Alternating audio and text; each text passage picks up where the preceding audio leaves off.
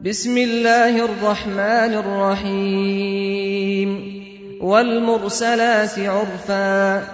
فالعاصفات عصفا والناشرات نشرا فالفارقات فرقا فالملقيات ذكرا عذرا أو نذرا إنما توعدون لواقع فإذا النجوم طمست وإذا السماء فرجت وإذا الجبال نسفت وإذا الرسل أقتت لأي يوم أجلت ليوم الفصل وما أدراك ما يوم الفصل ويل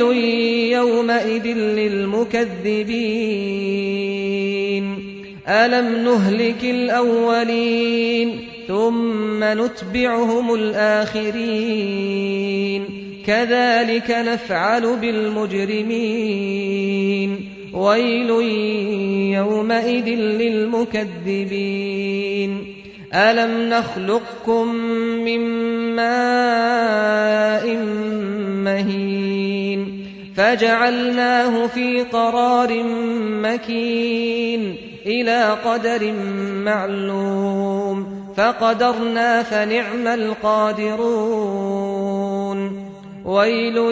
يومئذ للمكذبين ألم نجعل الأرض كفاتا أحياء وأمواتا وجعلنا فيها رواسي شامخات وأسقيناكم ماء فراتا ويل يومئذ للمكذبين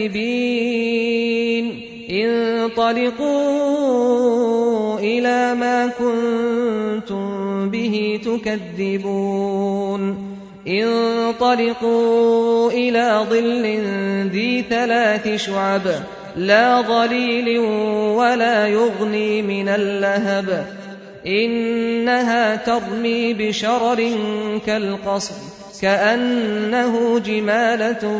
صفر ويل يومئذ للمكذبين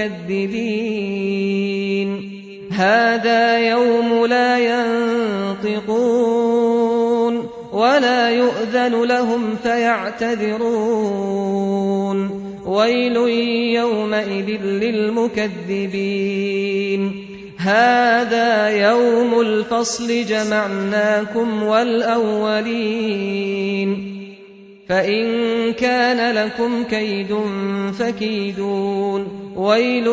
يومئذ للمكذبين إن المتقين في ظلال وعيون وفواكه مما يشتهون كلوا واشربوا هنيئا بما كنتم تعملون إنا كذلك نجزي المحسنين ويل يومئذ للمكذبين كلوا وتمتعوا قليلا إنكم مجرمون ويل يومئذ للمكذبين وإذا قيل لهم اركعوا لا يركعون ويل يومئذ للمكذبين فبأي حديث بعده يؤمنون